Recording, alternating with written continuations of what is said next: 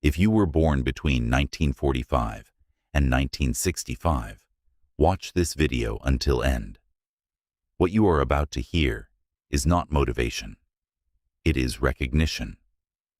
There is a quiet, persistent question that has lived inside you for decades. It appears in the empty space after a success, in the middle of the night when everything is still, in the gap between the life you built and the life you somehow always knew you were meant to live. The question is simple.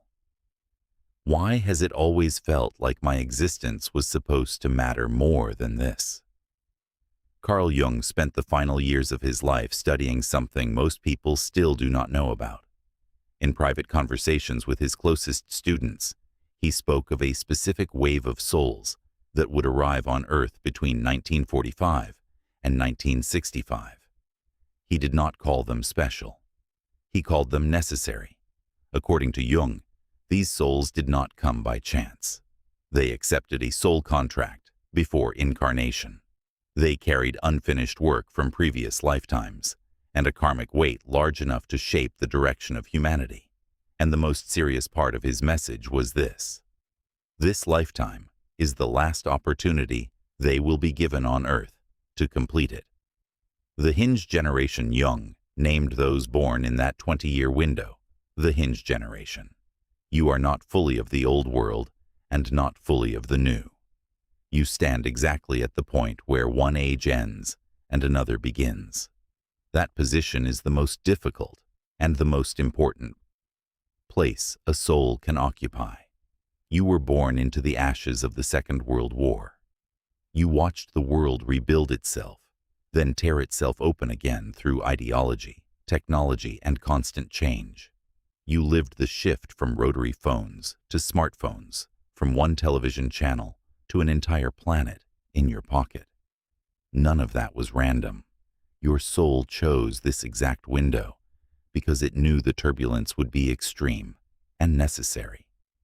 Encoded in the spiritual design of this generation is a rare capacity, the ability to build living bridges between the old and the new, between fear and love, between matter and meaning. You did not come simply to live a normal life. You came to remember something ancient and to hand it forward to those who come after you. The 3 signs of awakening. Jung said many of these souls would not fully wake until their 40s or 50s. First, they had to live inside the old systems, feel the grinding weight of them, and know in their bones that something was broken at the root. Only then would they gain the authority to point toward another way. He identified 3 clear signs that a soul of this generation is ready.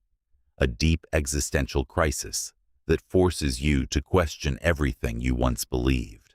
An unexpected, powerful pull toward spirituality, mystery, and the deeper layers of reality, even when you do not know where to start. A constant, heavy sense of responsibility for the state of the world, even when you cannot yet see how to help.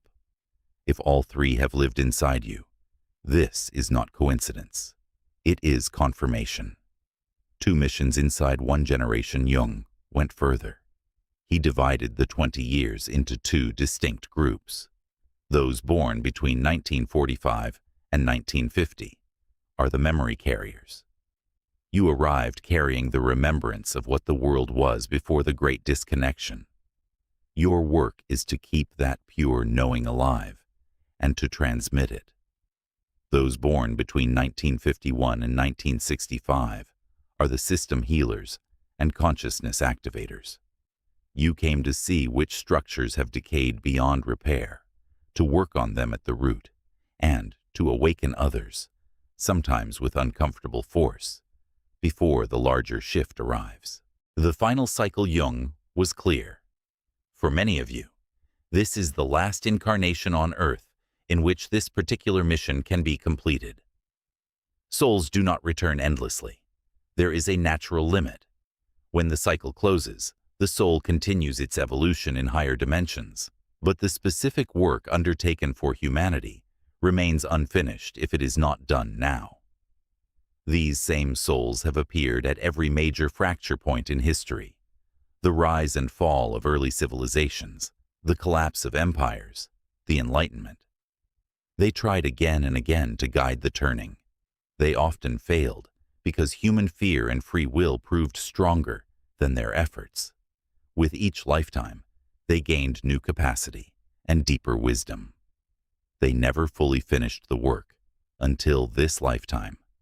Now the conditions are different. Knowledge moves without borders. Millions are awakening at the same time. The terrain is ready. This is the storm you were born for. The three trials. Jung never softened the truth. Awakening is not comfort. Completing the mission is not easy. He said souls of this generation would face three great trials. First, attachment to material security. You grew up in a culture that turned money, status, and possessions into gods. Many of you spent decades building solid foundations. Now the soul asks you to loosen the grip, not to become poor, but to stop measuring your worth by what you own. The mission cannot be fulfilled through fear of loss. Second, spiritual ego. Once you begin to see more clearly than those around you, the temptation to feel superior is strong. Jung warned that many would fall into arrogance, judging those still asleep and retreating into closed circles of the already awakened. The moment that happens, the mission fails. You did not come to create spiritual bubbles. You came to build bridges. That requires humility and the memory that you once slept in the same darkness. Third, soul exhaustion. These souls arrived already tired, worn by many lifetimes of hope, effort, and collapse. That is why so many of you carry a heaviness that never fully lifts. The weight itself is part of the preparation. You are not alone. Jung said these souls would recognize one another by the eyes. Invisible networks would form. At critical moments they would meet in ways that look accidental but are not. He called it simultaneous awakening. Millions of people who have never spoken, feeling the same ache, the same urgency, the same call at the same time.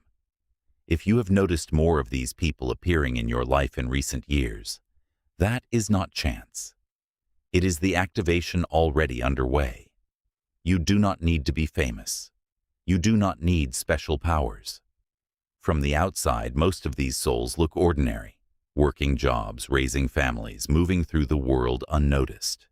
When the moment arrives, the ancient code inside them switches on. In an instant, they know what must be done. If you were born between 1945 and 1965, and if these words land somewhere deep and familiar, that code is already active. The hinge is turning. The lantern is in your hands. The final cycle is open. What you do with it now is the only thing that remains.